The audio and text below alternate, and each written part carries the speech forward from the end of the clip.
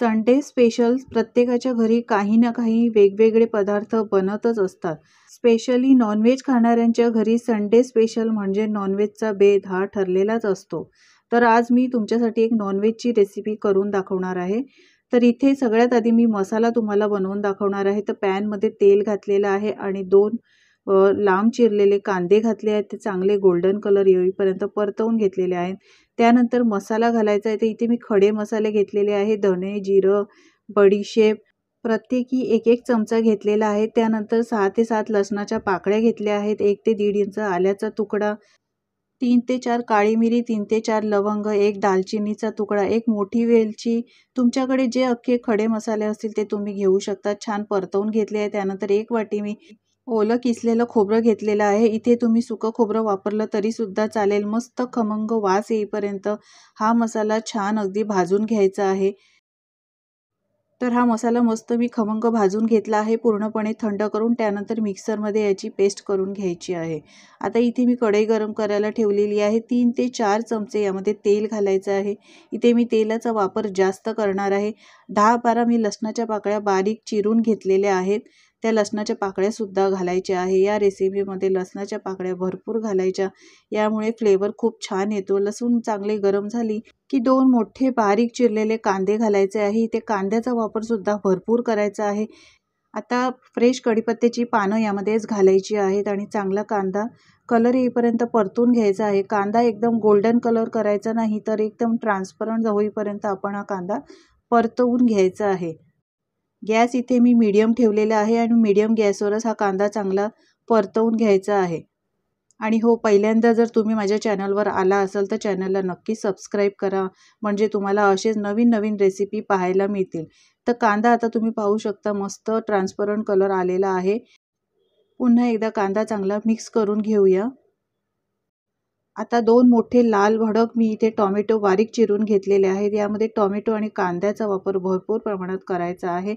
चांगला टोमॅटो कांदा छान परतवून घेऊया, म्हणजे टोमॅटो चांगले मऊ होईपर्यंत आपण परतवून घ्यायचे आहेत. तर यामध्ये आता चवीप्रमाणे मीठ घालणार आहे. मीठ सुरुवातीलाच घालायचं, म्हणजे नंतर आपल्याला मीठ घालायची गरज नाही. तर एकदाच मीठ घालून आपण हे टोमॅटोसुद्धा छान परतवून घेणार आहोत. तर मीडियम गॅसवर मी कांदा आणि टोमॅटो चांगला परतवून घेतलेला आहे. तुम्ही पाहू शकता टोमॅटो छान नरम झालेले आहेत. आता आपण यामध्ये मसाले घालायचे आहेत. तर पाव चमचा मी हळद पावडर घातलेली आहे. 1 चमचा काश्मीरी मिरची पावडर घातली आहे. यामुळे कलर खूप छान येतो. लाल तिखट तुम्ही तुमच्या आवडीप्रमाणे घाला. तर मी इथे 1.5 चमचा लाल तिखट घातलेला आहे. 1 मोठा चमचा धणे जिरे पावडर घातलेली आहे. आता 1 चमचा मी इथे गरम मसाला घालणार आहे. तुम्ही गरम मसाला कोणताही घालू शकता. मीठ मसाला, चिकन मसाला कोणताही घातला तरी सुद्धा चालेल. मसाला चांगला असा तेलामध्ये छान परतवून घ्यायचा आहे. आता यानंतर यामध्ये 1 चमचा आलं लसूणची पेस्ट घालायची आहे. आपण मसाला बनवला वाटणाचा, त्यामध्ये सुद्धा आलं लसूण वापरलेली होती. तर इथे मी 1 चमचा आलं लसूण पेस्ट वापरलेली आहे. त्यानंतर आपण वाटण जे केलं होतं ते वाटण 1 वाटी मी इथे घातलेलं आहे. आता हे पण छान या मसाल्यातच परतवून घ्यायचं आहे.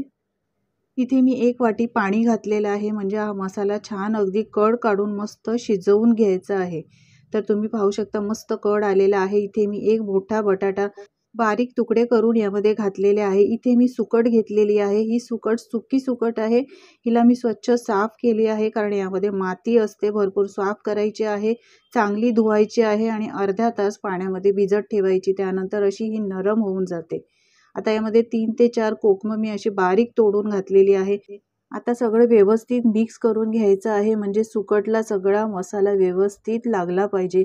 सगळा मसाला जर याला व्यवस्थित लागला तर याला चवसुद्धा खूपच छान येते. तर मसाला संपूर्ण मी या सुकटला कोट करून घेतलेला आहे. तुम्ही पाहू शकता सगळं व्यवस्थित मिक्स केलेलं आहे. आता यामध्ये पाणी घालायचं आहे. तर मी 1 वाटी पाणी घातलेलं आहे. तुम्हाला ही सुकट जर सुकी हवी असेल तर तुम्ही पाण्याचा वापर कमी करा, आणि जास्त जर ग्रेव्हीवाली हवी असेल तर तुम्ही पाण्याचा वापर अजून करू शकता. आता झाकण ठेवून 5 मिनिटं शिजवून घ्यायची आहे. तर 5 मिनिटं मस्त मी कड काढून घेतलेला आहे. इथे मी 3 ते 4 स्लाइस करून हिरव्या मिरच्या घेतल्या आहेत. त्या हिरव्या मिरच्यासुद्धा यामध्ये घालायच्या आहे.